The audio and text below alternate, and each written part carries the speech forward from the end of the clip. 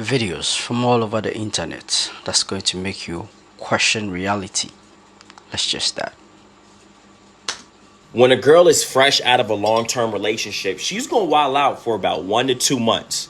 Okay, that's your window of opportunity for real. That's your best chance. I was in a situation where this girl was dating her boyfriend for 4 years. The whole time I was playing the supportive friend role. I never made a move, but anytime her boyfriend messed up, she would come to me and I would let her know, like, listen, he's not treating you right. Boom, they end up breaking up. She's out the relationship. She texts me, she wants to hang. So I'm sending her like date ideas and cute activities to do. She's like, listen, I just want to have fun. When I heard those words, I knew exactly what type time she was on, but it shocked me because I was like, wow, I didn't know you were like this. But it makes sense because she wants to release all that pent up energy she has from being locked down so long. Don't miss your window though, because after those 1 to 2 months go by, after that fun phase, she's going right back to seriously dating, okay? It doesn't last forever. That's why you have to be on your shit, okay? As soon as she gets out of her relationship, I'm always the first to know. My friends will be texting me, yo, you see so-and-so took down the pictures with her boyfriend? Yeah, she did that 6 days ago. Keep up. And that's why she posted that gym selfie on her story 4 days ago. She's looking for attention. And guess who swiped up? Yours truly. If you ain't first, you're last, okay? I'm not the best, but I'm the quickest. I'm super fast. I don't know who needs to hear this, but your job as his woman is to elevate him. I don't care if I'm dating the cashier. I'm going to be on some, baby, how do we get you to be the manager? And if I'm dating the general manager, is, baby, what we got to do to make you district manager? My job is to keep you focused and inspired. My job is to make sure that you achieve every single dream that you ever have and make you see other dreams that you didn't even know was possible. Energy. This is another word of advice from a female who grew up with a father and a mother who were married for 30 plus years in the same household. I know y'all didn't have that, so let me give you some insight. Men do not care about other men. Y'all like to sit here and try to make niggas jealous of other niggas. For example, a nigga fucked you and dubbed you, you tight, so you try to get a new nigga and tell a new nigga to do this for you. Now you telling the old nigga what he doing. Why would that nigga care about what he's doing? He's doing all that shit to get your puss. Meanwhile, this nigga got your puss and didn't do none of that shit. Do you see how stupid that sounds and how stupid that looks? Y'all bitches were just fuckable. You knew that. He knew that. But you thought that your puss was good enough to change his mind and make you think that you was going to be wifey. That nigga already knew from jump you was never going to be that. Niggas know in the first 5 minutes of having a conversation with a woman if they want that woman or not. Or if they just want to fuck that woman or not. True. And you knew that, but you thought you had that power down there. You thought you had vibranium in your place. You don't. I slept with my brother-in-law to get revenge on my husband. We listen and we don't judge, right? Well, let's see how this goes. This was many years ago. I've had a lot of growth emotionally, mentally, physically, so I would never do anything like this again. So I had been happily married for a few years. I was a very supportive wife. I was literally a Susie homemaker. I would do everything and I would never ask anything of my husband. And then one day I had this weird sinking gut feeling and I decided to go through his phone. And girls, it really is that damn phone. I discovered that he had not only been cheating on me physically and emotionally, but he was cheating on me with my best friend. So I completely saw red, went a little bit crazy, and I decided to pop a couple spicy cubes and go over to my brother-in-law's house to, I guess, confide into him and let him know how shitty his brother is. And in doing that, I ended up getting really shorty and I pulled some moves on my brother-in-law and I slept with him. And not only did I sleep with him, but I took a picture of us in bed together and I sent it to my husband. Why do guys that I'm interested in end up not wanting to pursue me? Because they are the same guys that everyone is interested in. And then guys that I'm not interested in pursue me and pursue me hard and do not give up? Because those are the guys that nobody is interested in. Please make it make sense. Okay.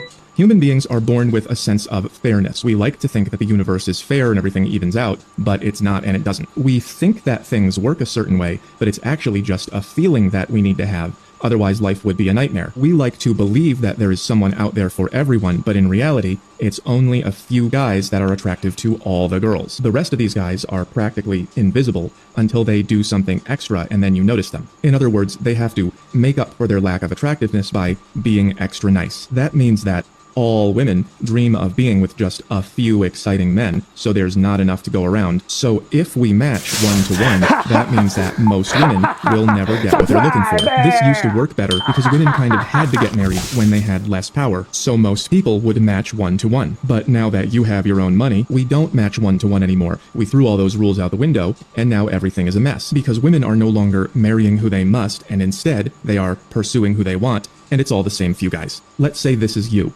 This is the guy that you're looking for, and he isn't interested in committing because he's got all the attention he can handle, and so does he. And here is the guy who's looking for you, and you're not interested in him, and neither is anyone else. Except maybe her, but then he doesn't want to commit to her either. To make matters worse, dating apps give people the illusion of more options than they really have. So when you say, Please make it make sense. that is your brain trying to believe that people naturally pair off with someone at their own level. But that's not how nature works. Nature makes all the women want these few men, and then these men want these women who are not interested because they want Prince Charming, although Prince Charming is busy. And then these girls way down here are pursuing these guys who don't want to be seen with them. People love to forget that we are nature, we are animals, and we have a lower biological nature. And nature doesn't say, I should pick someone appropriate for me. Nature says I should get the best I possibly can, which creates a market. This website on walrus reproduction says that one male is shared by 23 females. At certain points in our history, 17 women reproduced for every one man, and throughout all of history, only 40% of men reproduce, compared to almost 90% of women. So this is not new. It's just what male mammals do when nothing stops them. And if you want to go back to everyone matching 1 by 1, then you have to go back to the rules that made it happen. But you said you didn't like those. So the reason that people no longer pair up 1 by 1 is that sexual freedom makes society collapse. This guy wrote a book about it, and just look at him. He tried to warn you.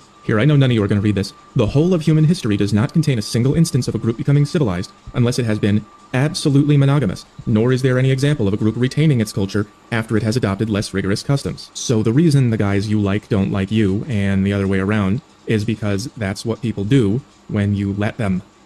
If you have a girlfriend right now, she's probably cheating on you, okay? Now, it might not be in the bedroom, but it might be emotionally, okay?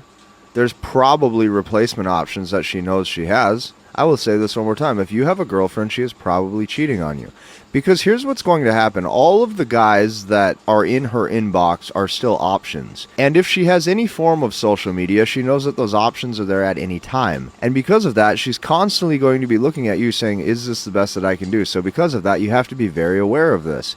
If you are going to form a formal relationship with a woman where you say, I love you, you love me, we're going to be together, okay? You're going to be my girlfriend, I'm going to be your boyfriend, I'm going to treat you well, you're going to love me, and I'm going to love you, and this is how it's going to be. If you do that, just know that behind closed doors, or when you fall asleep at night, or when you're not around her, and that cell phone is in her hands, she is probably cheating on you. Got pregnant, you found out he was married and lied about it.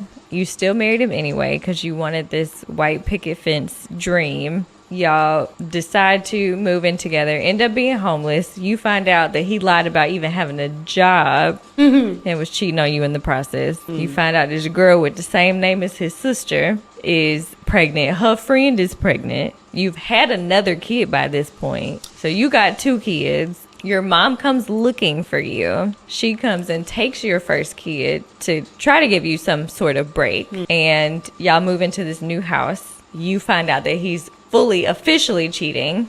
That was the only time I found out he was cheating. Okay. That was when? That was when you find out. Y'all were in the house. She called. You picked up the phone. 2 kids later. You kick him out. He leaves, however that works out, for a little bit. But you decide you want to work on your marriage in spite of. And obviously, he did not leave the girl alone because she's coming to y'all's house with an axe.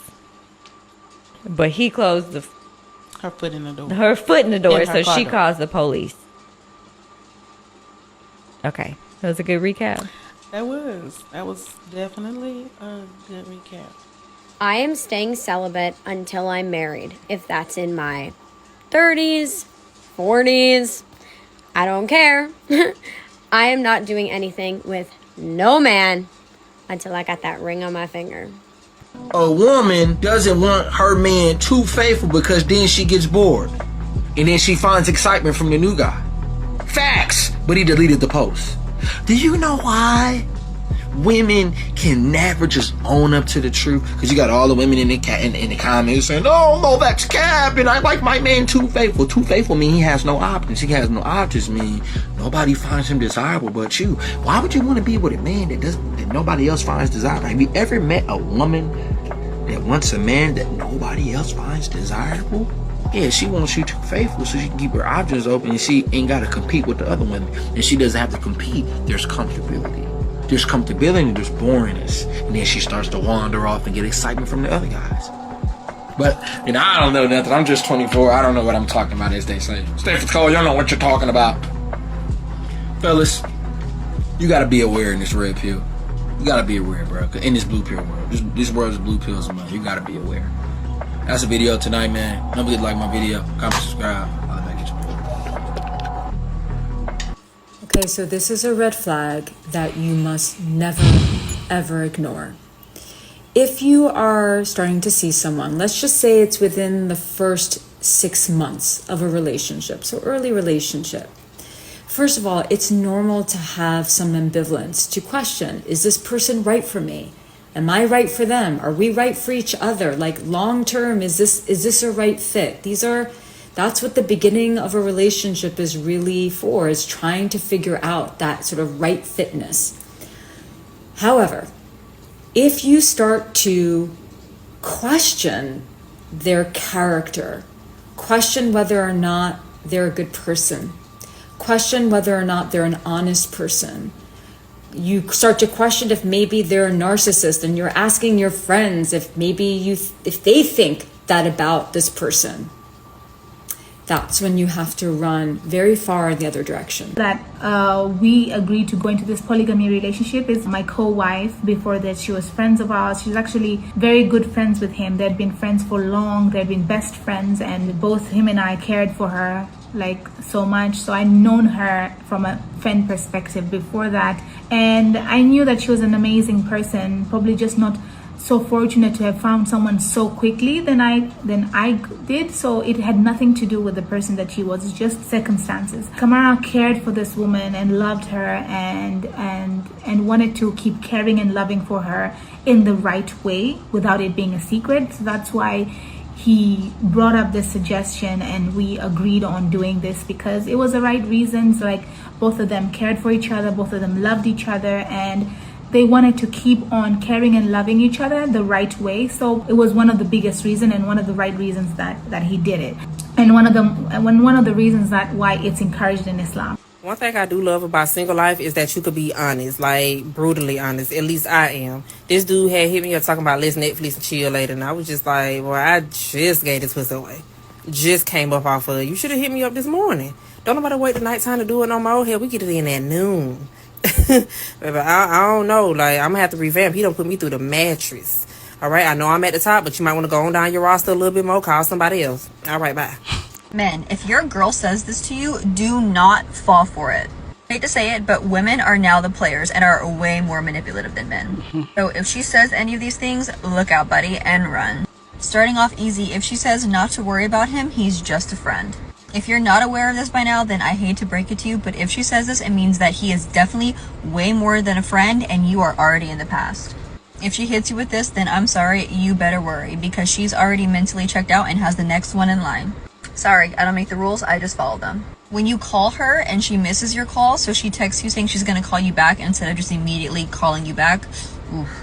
Guys, it's 2024. Girls are on their phone 24/7, so as soon as she saw that incoming call, she said in her head, oh my god, this is the last thing I want to do, and just let it ring. If she does this to you back to back, then guys, it's time to move on to the next girl, because she is gone. When she says she's not hungry, I know I speak for a lot of women, but we don't want to feel like we're burdens. So if you ask your girl if she's hungry and she says no, and you go ahead and get food without even considering getting her a side of fries, you just signed your own death certificate. And enjoy the fight you're about to have, because she's about to hit you with the I don't feel important to you. Just saying. Yo, I just came to a startling realization. I just realized what I've been to all these women. I just now realized I was in the gym and I came to this startling conclusion of what I have been to all these women. I'm gonna preface this with an anecdote, okay? I was friends with these two girls, right? Also, I want to say, when you become friends with girls, like you actually start hanging out with girls as friends, they will make your heart cold hardened and dark. But anyway, I digress. I was friends with these two girls, right? And one of these girls was seeing this dude, and you could tell this dude was really into her, yada yada, and she was entertaining him, and he thought that she was really into him too. But I knew that girl was super stupid in love with my homeboy. Like, I knew that she was in love with my homeboy still. She always has been, but I knew she was in love with him. But she was entertaining this dude that really seemed to like her, and she act like she was liking him too. You know, she entertained him. They went out on dates. They would hold hands. They act like a couple. She even let bro hit. Right? Multiple times. She even let bro hit. But I always knew in the back of my mind she was always going to go back to my homeboy. And guess what she did? She left that nigga and went back to my homeboy. She left him high and dry and went back to my homeboy. What's even worse is before she left bro, she got into an argument with bro, and she was topping up my homeboy while he was trying to talk to her. Like, while the dude she was entertaining was trying to talk to her. I was like, it's really so dark outside, bro. The sun is shining, but bro, it's dark. Ever believe a woman who says her last relationship ended because they grew apart? It quite literally means that she cheated her way out of the relationship. So why do women lie about how their relationships end? Because most women cheat their way out of relationships. And why don't they just break up with their boyfriends and pursue the new guy? Because modern women don't operate in good faith in these situations. When a woman tells you she fell out of love in her last relationship, she's telling you she cheated without actually admitting to it. If you hear this, there's no reason to quiz her on the details. And the reason for this is because you have enough information to correctly conclude that she likely cheated her way out of a relationship. And you don't want to commit to a woman who cheats. There's no need to end the date. However, put her in the recreational use only category. And never commit anything to her outside of your pork and beans. I have been a single mom for all of 2 years, and I have to say, I hate it here. I don't hate being a mom. I don't hate having kids, but I hate the fact that I only had 2 options. Either stay in an unhealthy, dysfunctional relationship or do it all on my own.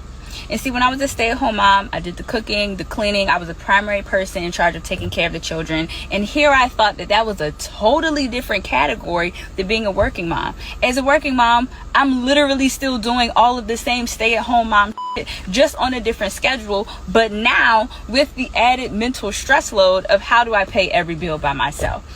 And that's not even the part that frustrates me. The kicker is that this is culturally normal and even embraced, that if you're a single mom, you're just gonna struggle and that's it. Like, I could be on the brink of a mental breakdown, literally underwater, telling people like, I do not know how to make this better. And someone will ask me, what's wrong? Are you okay? No, I'm not. And the response is, well, you know, it's hard out here for everybody. And I get it. We all have our challenges. We're all going through our own struggles.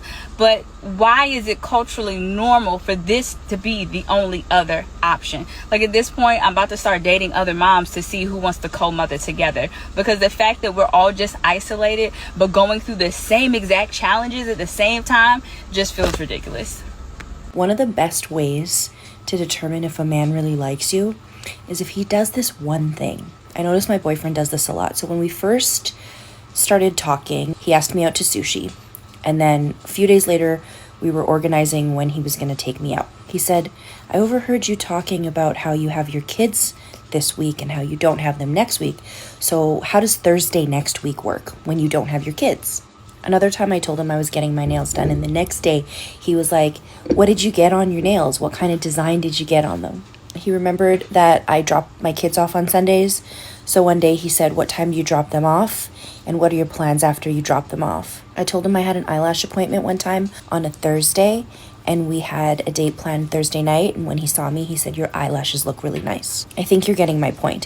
When men really like you, they pay attention to the little details. They remember all these things you say, taking a little mental note of things that you share with them so that they can relay it back to you because they're getting to know you as a person. It's kind of like a little way of them saying and showing you, hey, I pay attention. I'm interested in you.